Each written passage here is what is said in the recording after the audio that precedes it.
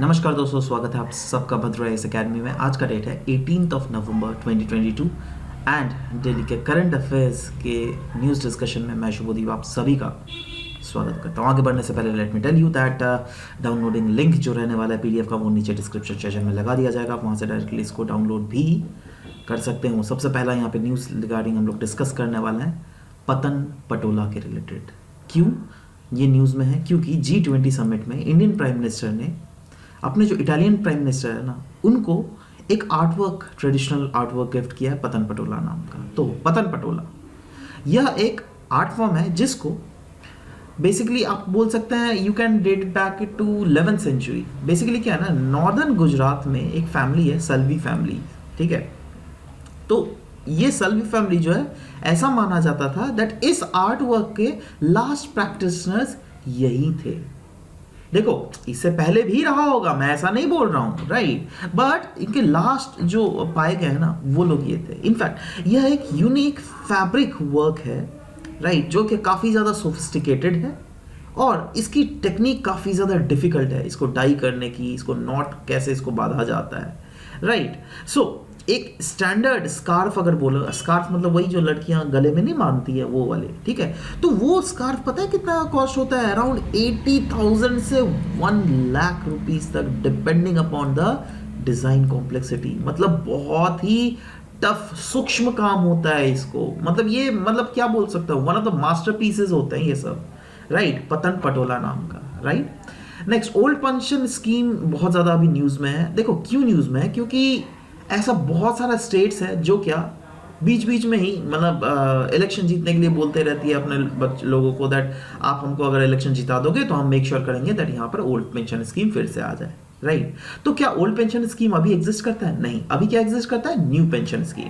कुछ अगर basic differences देख लोगे ओल्ड पेंशन स्कीम और न्यू पेंशन स्कीम में, वह यह था, ओल्ड पेंशन स्कीम में जो था ना, इंप्लॉइज अपना कोई पैसा कॉन्ट्रीब्यूट नहीं करते थे पेंशन स्कीम में, बट न्यू पेंशन स्कीम में उनको करना पड़ता है 10%, राइट, ऑफ द बेसिक पे and plus DNS allowance. Old pension scheme में अगर पेंशन क्या सरकार के द्वारा गारंटीड किया जाता था? जी हाँ, गारंटीड किया जाता था, बट अभी नहीं किया जाता है गारंटी। अमाउंट पेंशन कितना होता था ओल्ड पेंशन स्कीम में? 50% ऑफ द लास्ट पे जो क्या उन्होंने उठाया था तो उस समय, राइट। बट क्या न्यू पेंशन स्कीम में ऐसा कुछ लिंक अप किया हुआ है? नहीं, ऐसा कुछ लिंक अप नहीं किया हुआ है। डीएनएस रिलीफ अगर देख लीजिएगा, provided by the government for mitigating impact of inflation, was it there in old pension scheme? yes, DNS relief भी प्रोवाइड करवाया जाता था। बट क्या न्यू पेंशन स्कीम में ऐसे कोई प्रावधान है? नहीं, ऐसा कोई प्रावधान नहीं है। तो ऑफ कोर्स क्लियरली दिख रहा है दैट ओल्ड पेंशन स्कीम जो है ये ज्यादा बेहतर है as compare to new pension scheme. इसीलिए तो बहुत सारे स्टेट जैसे आसाम ले लो, जैसे हरियाणा ले लो, वहाँ के लोग बोलते, गवर्नमेंट बोलती रहती है दैट आप अगर हमें जिताओगे तो विल मेक श्योर दैट हम ओल्ड पेंशन स्कीम ले आएंगे, ठीक है। बट अभी देखो ये जस्ट चल रहा है, न्यूज इन ट्रांजिशन ही हम इसको बोल सकते हैं। वर्ल्ड पॉपुलेशन प्रोस्पेक्ट 2022, वैसे ही ये न्यूज कल ही आ गया था, but I was waiting for collection of few of the resources so that ज्यादा कॉम्प्रिहेंसिव आप लोगों को प्रोवाइड करवा पाऊं, ठीक है। सो इसीलिए डिस्कस करते हैं वर्ल्ड पॉपुलेशन प्रोस्पेक्ट्स 2022, जिसमें बोला गया that by as on November 15 human population जो है ना दुनिया में 8 बिलियन रीच कर चुका है। तो इस पूरे वर्ल्ड पॉपुलेशन प्रोस्पेक्ट्स का हाईलाइट क्या क्या है? हाईलाइट यह है that global population is growing at its slowest rate since 1950s, और इतना स्लो हो गया दैट 2020 में तो 1% से कम है, and it could grow around 8.5 billion in the year 2030, और 2050 तक जो है ना ये 9.7 बिलियन भी हो सकता है। बोला जा रहा है more than half of the projected increase जो हो रहा है ग्लोबल पॉपुलेशन में, it will be from the 8 countries. वो कौन कौन से कंट्रीज है? कॉन्गो, इजिप्ट, इथियोपिया, उसमें देखो इंडिया भी है, नाइजीरिया, पाकिस्तान भी है, फिलीपींस भी है, तंजानिया। मेनली जो देखोगे ना, देखो Congo, Egypt, Tanzania, Nigeria, Ethiopia, ये सारे मैक्सिमम अगर देखोगे आप कौन से कंट्रीज है? अफ्रीकन कंट्रीज है, जिसमें इंडिया, पाकिस्तान एशियन कंट्रीज है और Philippines south east Asian country है। देख रहे हो, है ना। So the growth of population जो है अनडाउटेडली दुनिया में बढ़ रहा है, ये हम क्लियरली देख लिए। तो ये क्या टेस्टामेंट है? ये एक टेस्टामेंट है ऑफ द ह्यूमैनिटी का achievement regarding reduction of poverty. अब सोचो ना, पॉवर्टी अगर ज़्यादा होता कि पॉपुलेशन बढ़ता? नहीं, पॉपुलेशन धीरे धीरे पॉवर्टी घट रहा है इसीलिए ना पॉपुलेशन बढ़ रहा है। जेंडर इनइक्वालिटी धीरे धीरे घट रही है इसीलिए ना पॉपुलेशन बढ़ रहा है। हेल्थ केयर, एजुकेशन, हर एक सेक्टर में, हर एक सोशल सर्विसेज जो ना ज़्यादा बढ़ रही है ना। How is India placed? India कहाँ पे प्लेस्ड है? तो बोला जा रहा है, इंडिया को प्रोजेक्ट किया जा रहा है दैट ये 2023 तक ही चाइना को ओवरटेक कर लेगा as one of the most populous country. ये हम लोगों ने पहले भी बहुत सारे आर्टिकल्स में डिस्कस किया था, राइट। इनफैक्ट अगर इंडिया का डेमोग्राफिक डिविडेंड देख लीजिएगा, राइट, तो अनडाउटेडली सबसे ज़्यादा इंडिया का ही डेमोग्राफिक डिविडेंड है। जैसे यहाँ पे क्लियरली बोला गया है दैट अभी अगर देख लीजिएगा 2025 तक यूथ बल्ज है इंडिया में। दैट इज, ये देखो क्या होता है ना, ये हुआ हमारा डेमोग्राफिक पिरामिड, पता है ना। एक सर्टेन एज तक होता है 0 to 15 ईयर्स, उसके बाद होता है 15 ईयर्स to 59 ईयर्स, है ना, उसके बाद 60 ईयर्स अबव, ठीक है। अब जो ये 15 to 59 ईयर्स वाले लोग हैं ना, they are the one who are under the working age group, समझ रहे हो बात। और हमारे देश में अभी 2025 तक जो है ना, ये वाला फैक्टर बल्ज ज़्यादा है इस वाले, दैट इज 0 to 15 ईयर्स में। मतलब 2050 तक क्या हम लोग बोल सकते हैं दैट ये तो अभी 0 to 15 ईयर्स है, ये लोग बड़े होके 2050 में तो इस वाले वर्किंग ग्रुप में आ जाएंगे, राइट। मतलब they are the one who will be earning, they are the one who with over whom you know the higher age parents will be dependent upon. They are the one over which these parents will be dependent upon. Can we tell this? Yes, absolutely we can tell this. Even if we see the background of this whole report, so ये 2022 का जो revision है of the world population prospect, ये 27th edition है of official United Nations का population estimates, और इसको prepare किया जाता है population division of Department of Economic and Social Affairs जो कि UN Secretariat में है, right? Next, digital Shakti 4.0, digital Shakti 4.0, national commission for women,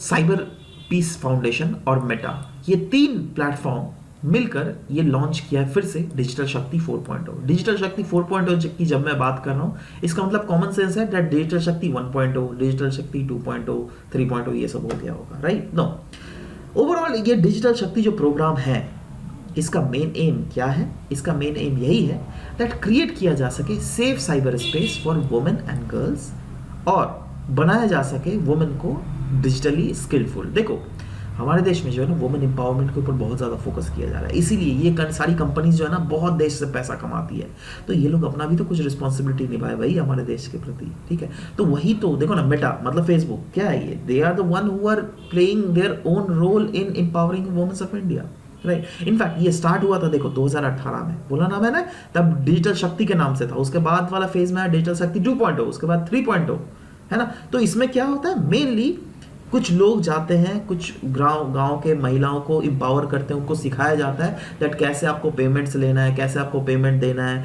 थोड़ा कैसे फेसबुक से आप अपने प्रोडक्ट्स को प्रमोट कर सकती हैं।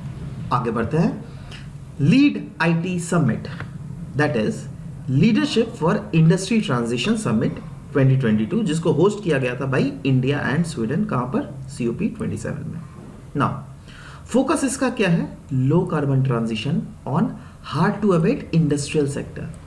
नाउ देखिए ये क्या हो करता है, पहले बता देता हूं। ये कंट्रीज और कंपनीज को गैदर करता है जो क्या कमिट करती है to action to achieve the Paris agreement, right. और इसको लॉन्च किया गया था by government of Sweden and India at United Nations climate summit सितंबर 2019 को ही, जिसको सपोर्ट भी किया गया था वर्ल्ड इकोनॉमिक फोरम के द्वारा। सो लीड IT मेंबर्स जो है ना, ये सब्सक्राइब करते हैं to the notion that energy intensive industries जो है it can add and must follow a low carbon pathway. मतलब वैसे इंडस्ट्रियल सेक्टर जहां पे बहुत ज्यादा एनर्जी कार्बन रिलीज होता है ना, क्यों ना हम उनको फोकस करें, है ना। क्यों ना मेक श्योर करें दैट वो जो है ट्रांजिशन कर सके लो कार्बन पाथवेज पर, जिससे हमारा जो फ्यूचर का एम है दैट दुनिया में नेट जीरो कार्बन एमिशन करना है, वो प्रॉपर्ली अचीव हो सके। समझ लो बात। तो इसीलिए लीड IT समिट का गठन किया गया था, है ना। आगे बढ़ते हैं, क्लाइमेट चेंज परफॉर्मेंस इंडेक्स 2023। अभी आप देख भी रहो बहुत सारे क्लाइमेट रिलेटेड चीज हो रही है। क्यों? क्योंकि अभी जो COP27 ये चल रहा है ना, इसीलिए। इनफैक्ट इंडिया ने गेन किया है 2 प्लेसेस, दैट इज हमारा रैंक जो है ना आउट ऑफ 63 कंट्रीज 8 हो गया है in recently release this climate change performance index. और ये क्लाइमेट चेंज परफॉर्मेंस इंडेक्स किसके द्वारा निकाला गया है? German watch new climate institute और क्लाइमेट एक्शन नेटवर्क के द्वारा। इनफैक्ट ये जंप जो है ना, इसको एट्रीब्यूट किया जा सकता है ऑन इंडियाज लो एमिशन, और साथ ही साथ इंडिया जो इंक्रीजिंगली यूज कर रहा है रिन्यूएबल एनर्जी इस चीज को। इनफैक्ट ये जो क्लाइमेट चेंज परफॉर्मेंस इंडेक्स है, ये इवैल्यूएट करता है 59 कंट्रीज को, साथ ही साथ ईयू को, जो क्या टुगेदर जनरेट करता है around 92% of the global green house gas emissions.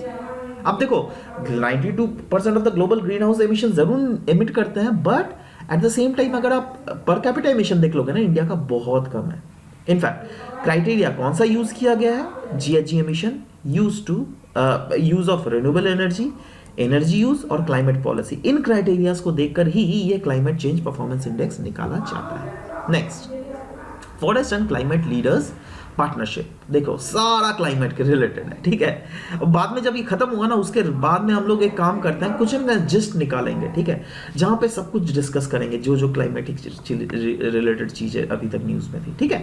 Okay, so forest and climate leaders partnership, that is बोला जा रहा है 26 कंट्रीज अलॉन्ग विद EU ने लॉन्च किया है forest and climate leader partnership COP27 में, जिससे यूनाइट किया जा सके एक्शंस बाय द गवर्नमेंट, साथ ही साथ बिजनेस कम्युनिटी लीडर्स, जिससे हॉल्ट किया जा सके फॉरेस्ट के लॉस और लैंड के डिग्रेडेशन को।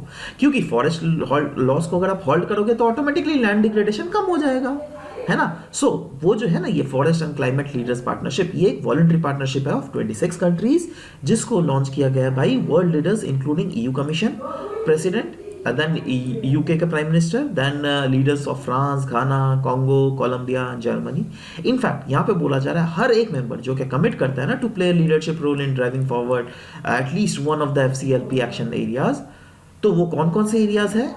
ये सारे कंट्रीज बोल रहे हैं दैट एटलीस्ट एक एरियाज में तो हम लोग फोकस करेंगे, जैसे शिफ्ट प्राइवेट फाइनेंसिंग सिस्टम को शिफ्ट करना, मोबिलाइज करना पब्लिक एंड डोनर फाइनेंस को, जिससे सपोर्ट किया जा सके इसके इम्प्लीमेंटेशन को, इंटरनेशनल कोलैबोरेट करना on sustainable land use economy, support करना on indigenous people and local communities initiative, strengthen और स्केल करना कार्बन मार्केट्स को फॉरेस्ट के लिए, और ऑफ कोर्स पार्टनरशिप और इंसेंटिवाइजेशन करना for preserving high integrity forests. Next, permanent commission for women. Supreme court ने डायरेक्ट किया है हमारे इंडियन एयरफोर्स और सेंट्रल गवर्नमेंट को दैट कंसीडर किया जा सके granting permanent commission for 32 retired women officers. देखो एक्चुअली क्या है परमानेंट कमीशन, ये क्या है? इसका मतलब ऐसा करियर आर्मी में जो क्या till the age of retirement हो सके। एक्चुअली देखो अभी तक क्या होता था ना, वुमेन्स के लिए शॉर्ट सर्विस कमीशन होता था, दैट इज जिसमें वो मैक्सिमम 10 साल या फिर कभी कभी 10 से 4 साल को एक्सटेंड कर दिया जाता था। बट ये जो परमानेंट कमीशन था ना, ये मेंस के केस में था। अब परमानेंट कमीशन का बेनिफिट क्या होता है? इसमें फुल टाइम पेंशन बेनिफिट मिलता है, डिफरेंट अदर अलाउंसेस भी मिलते हैं। इनफैक्ट ये एक लैंडमार्क वर्डिक्ट था ऑन फरवरी 17, 2020, जिसमें सुप्रीम कोर्ट ने डायरेक्ट किया था दैट वुमेन ऑफिसर्स जो है ना इन army, they will be granted a permanent commission rejecting the center's stand on their psychological limitation। Centre ने बोला था नहीं उनको ऐसा नहीं दे सकते क्योंकि उनका साइकोलॉजिकल लिमिटेशंस था। तो फिर सुप्रीम कोर्ट ने बोला ये क्या लगा के रखो साइकोलॉजिकल लिमिटेशन, ये ऐसा कुछ नहीं होता है। ऐसा अगर हम लोग भी अभी तक मानते रहेंगे तो ये सेक्स स्टीरियोटाइप जो हमारे देश में है वो रहेगा ही, और जेंडर डिस्क्रिमिनेशन अगेंस्ट वुमेन जो है ये होता रहेगा, ठीक है। तो इसलिए कहीं ना कहीं हमें ऊपर से ही सब कुछ टॉप डाउन अप्रोच में ही सब कुछ चेंजेस लाने पड़ेंगे, तो ही बॉटम में हमें एक्चुअली चेंजेस दिखेंगी, ठीक है। So womens were allowed in arm force in the year 1992 in non medical roles, और करंटली अगर देख लीजिएगा womens are allowed in all the branches of Indian air force, all non sea going branches of Indian navy. मतलब देखो Indian navy के भी branches होते हैं, एक वैसा ब्रांच होता है जो क्या सी में गश्त लगाने जाते हैं, तो उसमें वुमेन नहीं जा सकती, ठीक है, बट उसमें मेन ही जाते हैं। And 10 branches of Indian army are also there, right. Next, white listing. Telecom regulatory authority of India use कर रही है white listing of email address, IP address and domain names, जिससे अलाउ किया जा सके इन व्हाइट लिस्टेड एड्रेसेस को, है ना, जिससे देखो क्या है ना, एक्चुअली अभी क्या हो रहा है, ऐसे बहुत सारे ईमेल आईडी, बहुत सारे IP एड्रेस, बहुत सारे डोमेन नेम जो है ना फिशिंग एक्टिविटीज करती है, राइट। बट अभी telecom regulatory authority of India जो है ना कुछ वेबसाइट्स को व्हाइट लिस्ट कर दे रही है और व्हाइट लिस्ट करने का मतलब ये नहीं कुछ नेगेटिव चीज नहीं है, इसका मतलब कुछ पॉजिटिव चीज ही है। इसका मतलब यह है दैट जिन जिन ईमेल एड्रेस, जिन जिन आईपी एड्रेसेस, जिन जिन डोमेन नेम्स को व्हाइट लिस्ट किया जा रहा है, वो आराम से नॉर्मल काम, अपने बिजनेस एक्टिविटीज चला सकते हैं और उनके ऊपर कुछ शक नहीं किया जाएगा, काइंड ऑफ, ठीक है। So telecom regulatory authority of India ने इस चीज के लिए एक ज्वाइंट कमेटी का गठन किया है for financial regulators including the officials from RBI as SEBI as well. और इसका मेन एम यही है दैट इफेक्टिवली कर्टेन करना the growing menace of phishing and cyber frauds. कैसे? Through a process involving white listing. और व्हाइट लिस्टिंग पहले ही बता देता हूं दोस्तों, ये एक टेक्निकल टर्म है जो कि डिफरेंट एस्पेक्ट्स के लिए यूज किया जा रहा है, बट अभी जो telecom regulatory authority of India इसको एज ए यूज कर रही है ना, वो इसलिए यूज कर रही है दैट देखो व्हाइट लिस्टिंग मतलब ब्लैक लिस्टिंग अगर होता ना तब उसमें कुछ नेगेटिव एस्पेक्ट्स होता, बट व्हाइट लिस्टिंग मतलब पॉजिटिव एस्पेक्ट्स ही मैं इसके बारे में डिस्कस कर रहा हूं, ठीक है। चलो आज जो भी हम लोगों ने डिस्कस किया उसके बेसिस एमसीक्यू डिस्कस करते हैं, बट पहले तो कल का एमसीक्यू हम लोग डिस्कस करते हैं। दैट कल के एमसीक्यू में जो पूछा गया था, ऑनलाइन बॉन्ड प्लेटफॉर्म रिसेंटली जो कि न्यूज में था, ये एक प्लेटफॉर्म है to carry out trade in what. The correct answer was bond या फिर डेट। सो आप लोगों का सभी का आंसर बिल्कुल सही था। आज का क्वेश्चन का आंसर दीजिए। Digital Shakti programme often seen in news is a platform to which among the following, that is digitally literate transgender community people, दूसरा digitally literate physical disabled person, तीसरा digitally literate student from villages, या फिर चौथा digitally literate womens to empower them. आप अपना correct answer बिल्कुल लिखिएगा। Will be waiting for your answer to come up, right. And this was all about the discussion for today's class. मिलते हैं दोस्तों नेक्स्ट क्लास में। Till then bye bye, take care and thank you for listening to the whole video. Thank you very much.